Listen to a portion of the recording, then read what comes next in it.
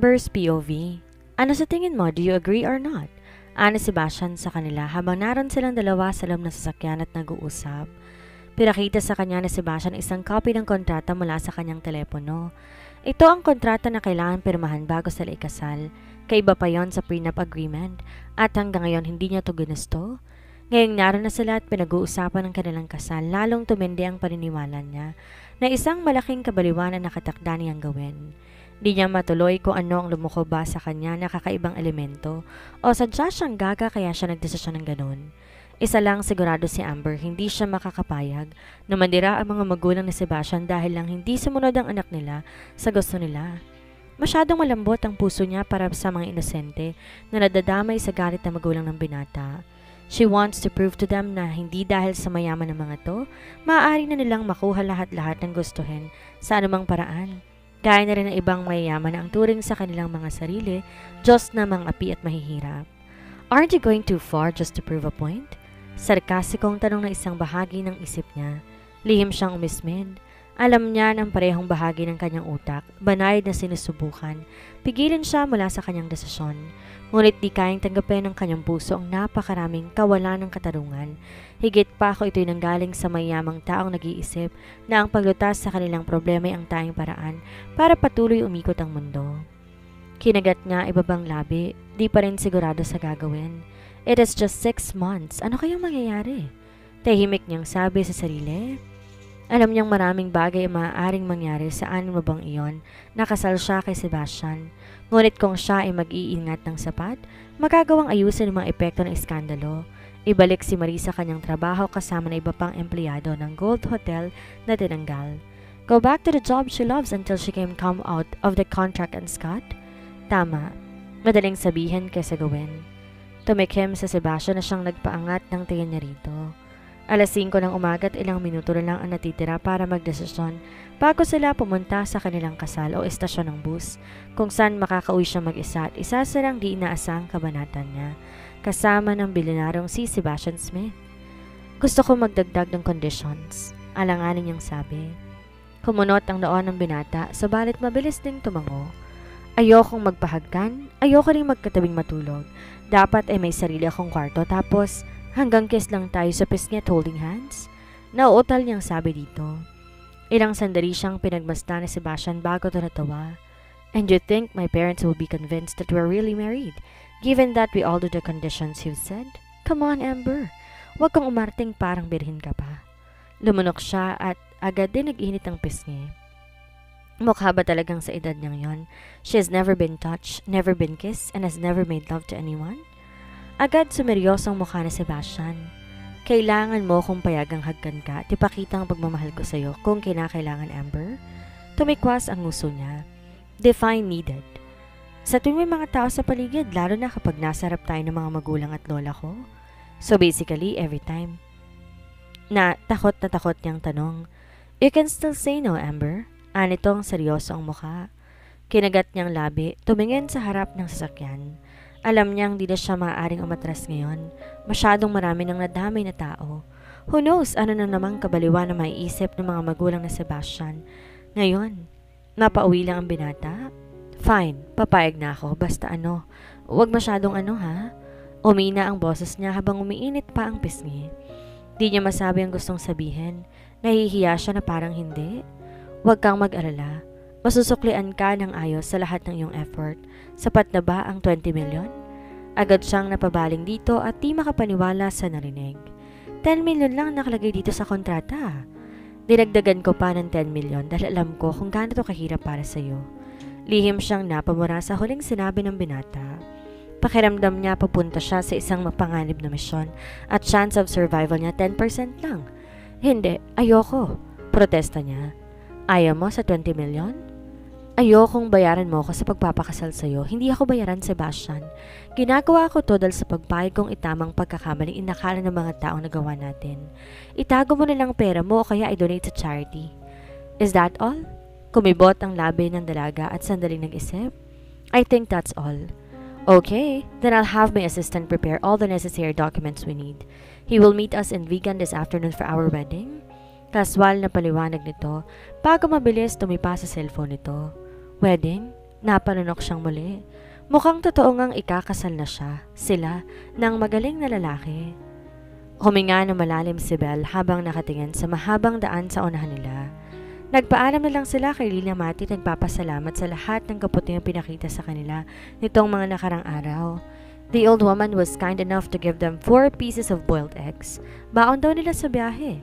Nakakaiyak ang pagiging mapagbigay na matanda. Minsan talaga kung sino pang walang-wala, siya pang handang tumulong ng walang hinihinging kapalit. And she promised herself na pag naging maayos ng sitwasyon nila na Sebastian, babalikan niya si Lila Mati at tutulungan sa sitwasyon nito. She turned to her right side and looked at the horizon. The sun is about to rise, bringing with it the hope of the new day. And somehow she felt sad that she's leaving that place that cuddled and sheltered them a few days. Pero alam niya hindi sila maaaring matili doon magpakailanman. At ngayon narito sila, traveling to Vigan, their point of no return. Maya-maya'y naramdaman ni Amber ang pag-abot na Sebastian sa kamay niya. Mabilis siyang natense.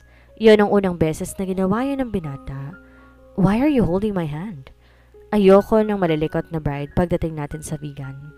Kailangan mong masanay sa mga hawak ko, Amber. Paliwanag nito habang ang mga mata nasa daan pa rin. May point naman ito. Kung di siya masasanay sa presensya ni Sebastian hindi malayo, masapok na lang to ng bigla kung hahawakan siya nito ng ganon. And that will surely blow their cover. Ayaw mo ng panibagong eskandalo, di ba? Anito. Nagpakawala siya ng mabagal na hininga at hinangad ang kanyang katawan na nagpapahinga sa haplos sa Sebastian. At habang tumatagal, ang init ng kamay nito ay nagpapaka-comfort. Tahimik na sinasabi sa kanya na hanggat hawak nito ang kanyang kamay, hindi niya kailangan na mag-alala tungkol sa anumang bagay. Saglit silang magkahawak kamay. It was nice. Wedding day. Tinatanggap mo ba, Amber Gonzaga, si Sebastian bilang iyong legal na asawa, to have and to hold, for sickness and in health, for richer or for poorer, as long as you both shall live? Ani Judge Rafanan, ang matandang judge na may-ari ng bahay kung saan sila naroon ngayon. Lumunok si Amber at bahagyang inirapan ng lalaking kaharap niya at kasalukuyang may hawak-hawak ng kanyang kamay. 5 days ago, kung hahawakan siya ng gano'n na Sebastian, baka nasampal niya na ito. Elista ito mayaman, larger than life. Idagdag pang suplado to at antipatiko. In short, allergic siya rito at kung paanong 5 days ago, gano'n ang nararamdaman niya para dito at kung bakit ngayon naman ikakasal siya rito, hindi niya alam. Baka nabaliw na siya habang nagtatago silang dalawa sa Sitio Tepang. Malayo roon, liblib. Wala ring signal. Baka hindi kinaya ng brain cells niyang ilang araw na pananatili doon, kaya ngayon pumayag siyang magpakasal kay Sebastian. Pwede rin namang bruha lang siyang talaga kaya niya ginagawa to ngayon. Adventurer siya Kaya nga siya naging lifestyle writer kasi gusto niyang mag-scoop na iba't ibang klaseng adventures sa buhay ng ibang tao. Kung alin man sa mga rason na yon, kaya siya ngayon magpapakasal kay Sebastian, siguro mamaya niya naiisipin o kaya naman bukas. Pwede rin siguro sa makalawa o sa sunod na buwan o kaya naman. Napangwi siya na mahigpit nang pisilin ni Sebastian ang kamay niya. Agad niyang ibinaling ang tingin sa antipatikong binata na kanyang magiging asawa. Sebastian was glaring at her like she's some kid he caught stealing on a cookie jar. Pinisil din noon na mahigpit ang kamay nitong hawak niya at minulugatan to. Ang galing-galing din talaga nito. At ito pa talagang may ganang manakit, gayong napakalaking pabor ang ginagawa niya rito. Tumikim sa Judge Rafanan at inulit ang sinabi nito. Sa pagkakataong to, pinakinggan niyang mabuti ang judge habang nakatitig sa pinaka nakakagalit na lalaking nakilala niya ng kanyang magiging asawa. Ngumiti siya bago sumagot. Pag-iisipan ko po, sir. Sebastian's eyes instantly threw daggers at her. Napasinghap na rin namang iba pa nilang kasama sa loob ng silid. Imbes masindak, muli siyang ngumiti na nakakaloko. What I mean is, I do, sir. From my heart to the very depths of my soul, I do marry you, Sebastian. Tumango-tango sa Judge Rafanan at ang mga kasama nilang naroon na witnesses sa kasal nila. Mukhang satisfied sa sagot niya. And do you, Sebastian Smith, accept Amber Gonzaga as your lawfully wedded wife? To have and to hold, for sickness and in health, for richer or for poorer, as long as you both shall live? Umigting ang panga ni Sebastian bago to sumagot. I do, sir. She saw the muscles in his arms flexed. Halatang gaya niya natetensyon din na magaling na lalaki. Sino ba namang hindi? Halos hindi na nila matiis ang presensya ng isa't isa at doon pa sila ikakasal. Kabaliwan nga, pese talaga. And now may we have the rings as you say your vows to each other? Ani Judge Rafanan. Mabilis nilabas si Sebastian sa bulsa ang nabili nilang isang pares ng silver rings sa isang jewelry shop na nadaanan habang papunta sila sa bahay ng judge. The design of the rings were simple and classic. Siya mismo ang pumili nun. Gusto ni Sebastian magkaroon ng mamahaling elaborate na platinum ring pero giniit niya ang simple at classic na silver na yon. She thought that they're not in love anyway. It's not need for them for extra spending on the rings. Inabot ni Judge Rafanan kay Sebastian ang singsing na para sa kanya. Dahan-dahang hinawakan ni Sebastian ang kamay niya at sinuot ang singsing sa kanyang daliri habang sinasabi, Amber, take this ring as a symbol of my love and commitment to you from this day forward as long as we both shall live. Her heart skipped a beat when she saw how the ring perfectly fits on her finger, like she's meant to be there and wear the ring on her hand. Nung bata siya, noon pa man, pinangarap niyang pakasalan ng kanyang Prince Charming balang araw. Isang mamahalin niya ng buong puso hanggang sa pagtanda. Ni sa hinagap di niya naisip magpapakasal sa isang gwapong loko-loko katulad na Sebastian, but it is what it is. Naroon na siya. She chose this. Was forced to choose this.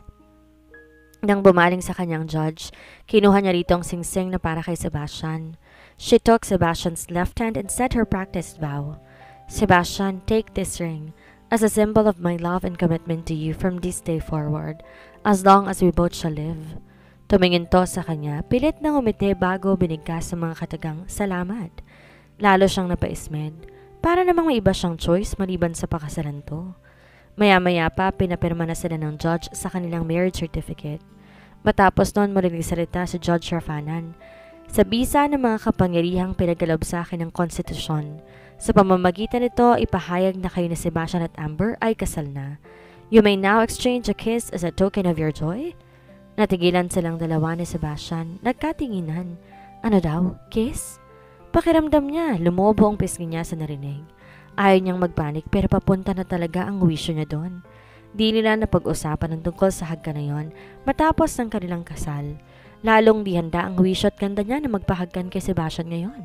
Bakit hindi? She's never been kissed.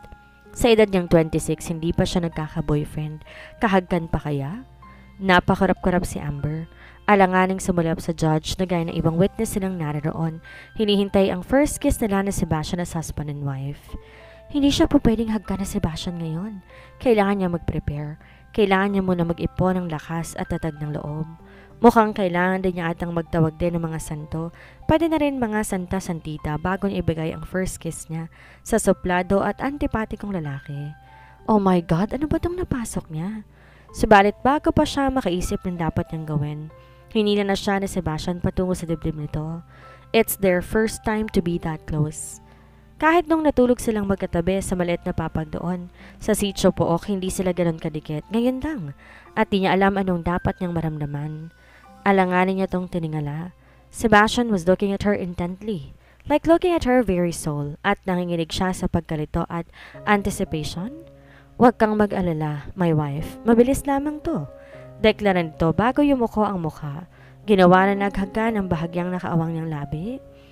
Agad siyang napabuntong hininga nang dumampi ang labi nito sa kanya. She can see an invisible alarm go off in her head, telling her to keep her logic up and running.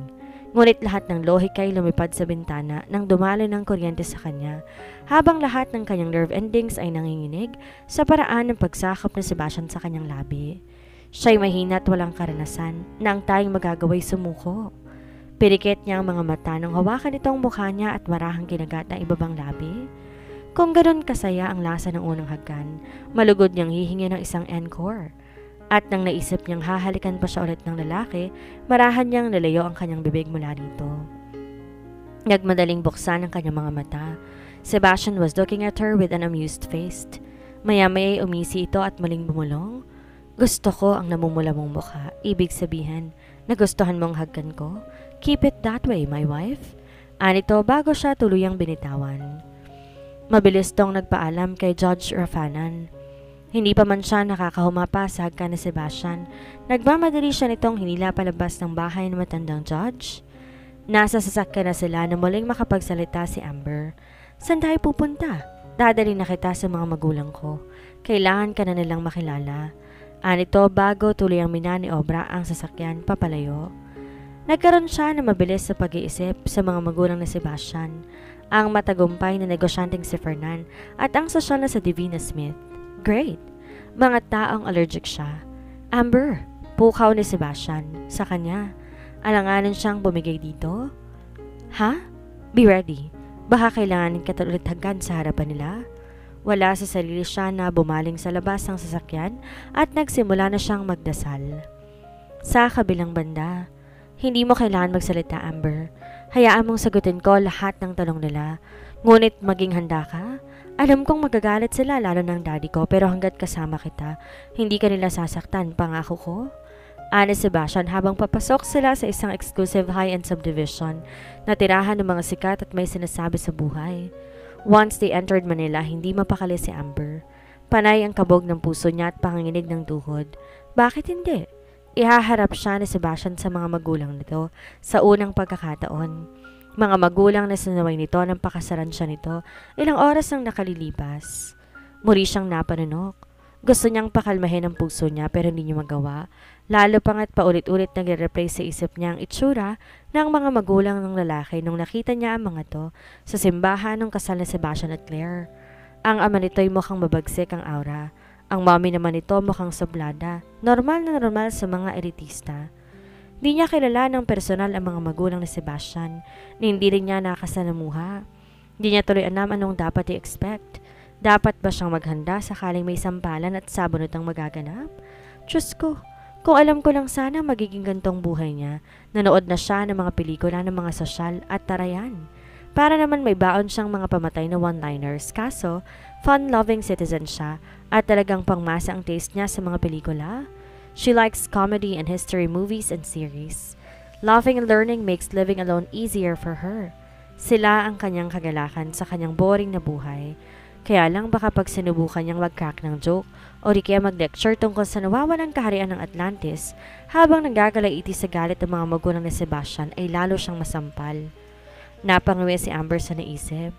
Ano ba naman kasi itong pinasok niya? Nandito na tayo. Pukaw ni Sebastian sa kanya habang minamaniobra ang sasakyan, papasok sa isang mataas na gate na gawa sa cast iron. Lalong kumabog ang puso niya nang ibaba ni Sebastian ang bintana ng kotse sa tabi nito. Sumilip ang isa sa mga guards ng bahay. It's me. Anito sa otorisadong boses. The guard took a quick glance at her before making a small bow.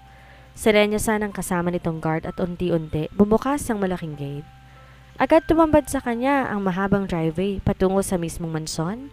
Ang driveway na napapaligiran ng puno ng cypress. Lahat pantay-pantay ang taas. Tila mga sundalo nag-uudyok sa bawat bisita sa pangunahing bahay.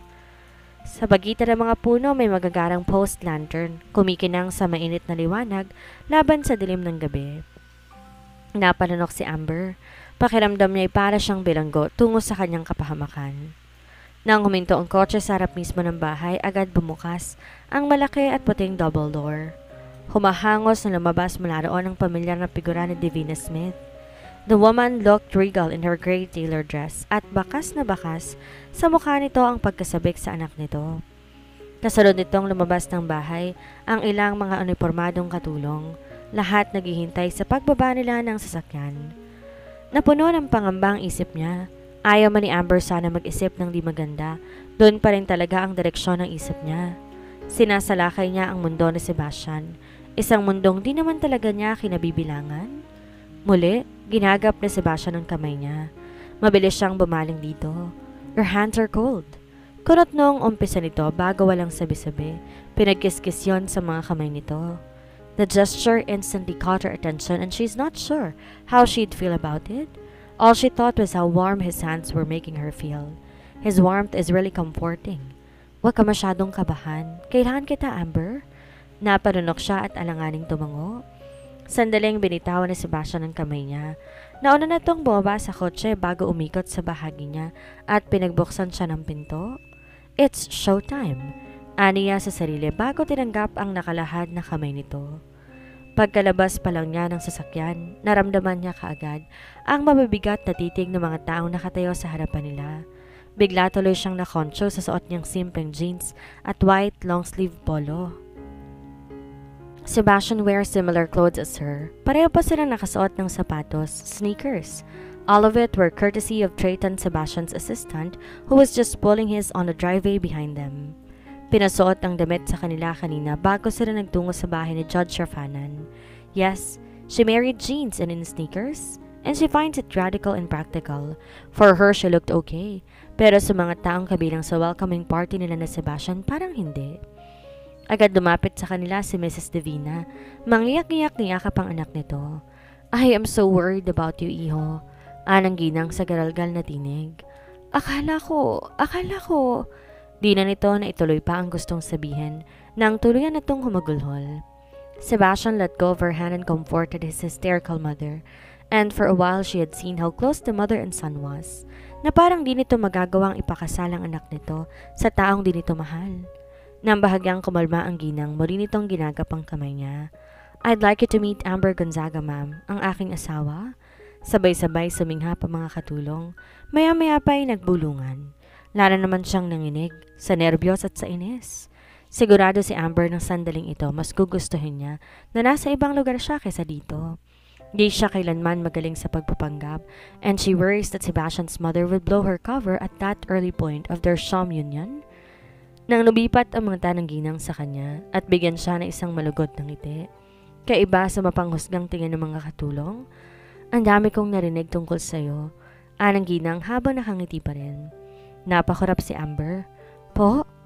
Nakausap ko ang mga tiyan. Ikaw ang best friend ni Bianca at puro papuri lang meron sila tungkol sa'yo. Paliwanag nito bago bumaling kay Sebastian.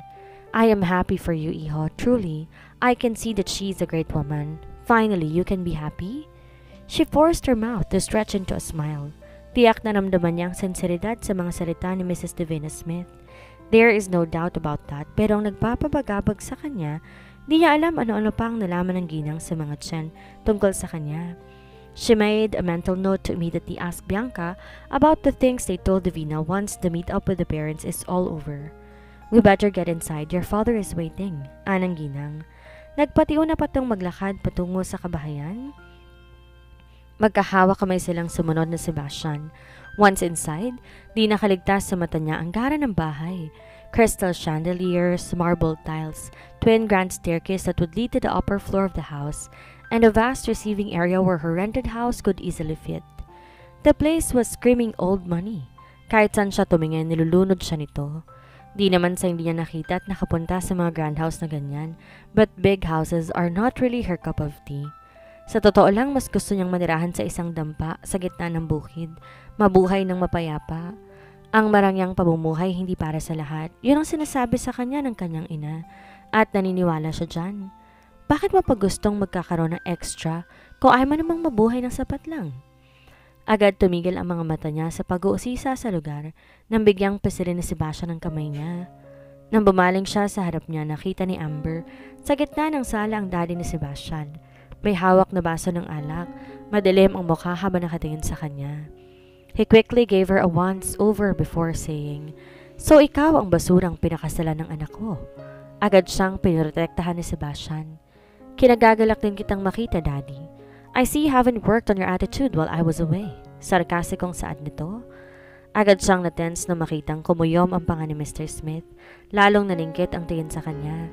Para tong isa sa mga tambay sa gilid ng riles ng tren na matapos uminom ng alak handang mag-amok at ako ang target. Mabutit mabilis tong sinaway ni Mrs. Divina. Fernand, please. Pumagit na to sa pagitan nila.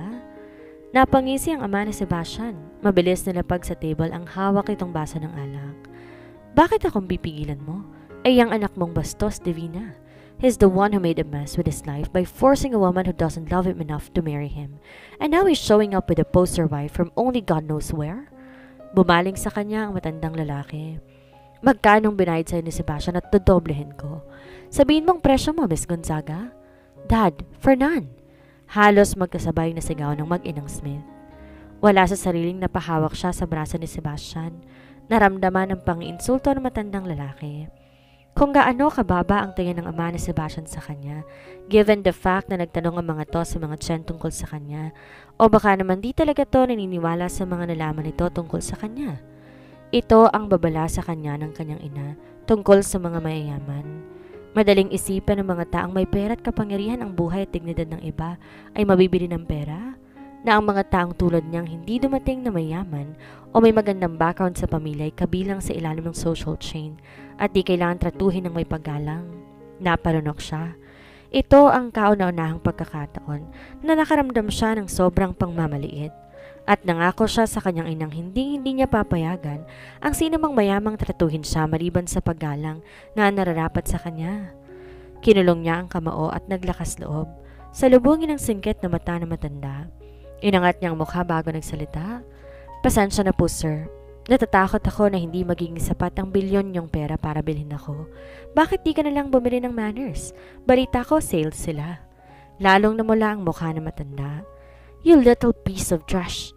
Hindi ako papayag na insultihin mo ang asawa ko sa harapan ko. Galit na putol na Sebastian na sana ay sasabihin pa ng daddy nito. Fernan, Sebastian, please stop this. Mangiyak-ngiyak na pakiusap ng ginang sa mag-ama. Hindi kailangan ganito, please.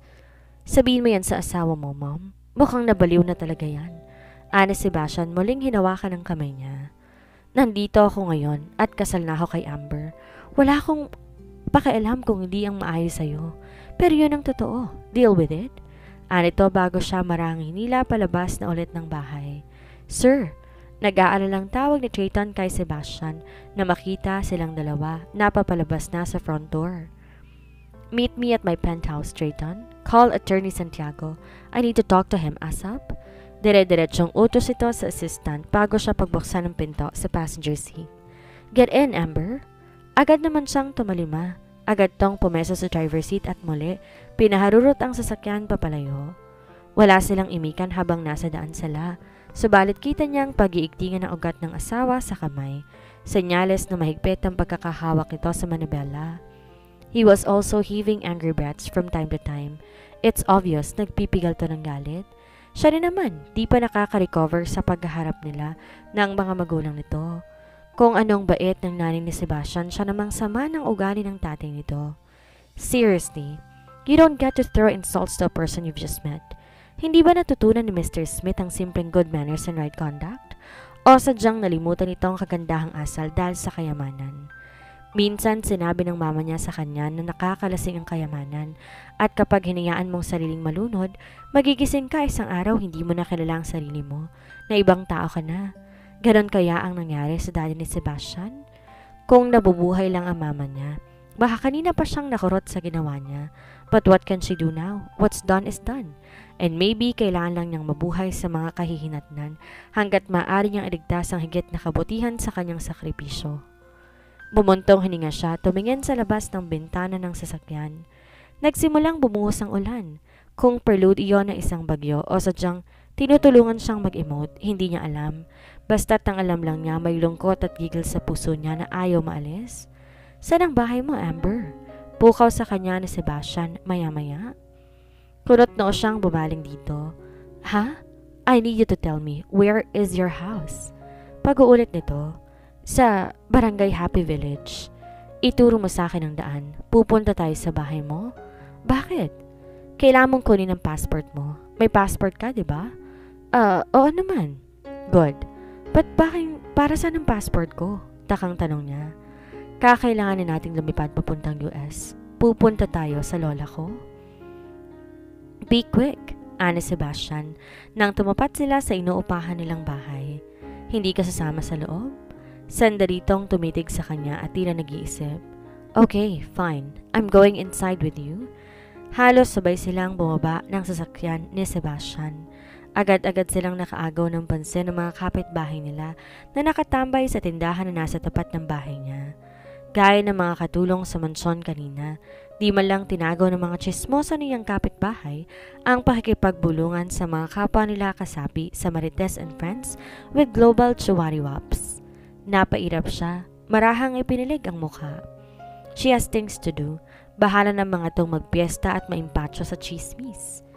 Mabilis niyang binuksan ang gate ng bahay niya, nagdire-diretso sa loob noon. Sumalubong sa kanya ang mga mata. Nang pusa niyang sina Mimi, Gigi at Kim na mukhang nakatunog sa pagdating niya. Panay ang ngayaw ng mga to habang pinapaikutan siya. She was about to pick them up and planned to put them nang tumikim sa Sebastian sa likuran niya. That instantly brought her senses back to her purpose why she went home. Itinuloy niya ang paghakbang patungo sa front door ng bahay niya. Sinusiyan ng seradura bago yung tinulak pabukas. Nang pumasok siya sa bahay, tahimik na sumunod si Sebastian sa kanya.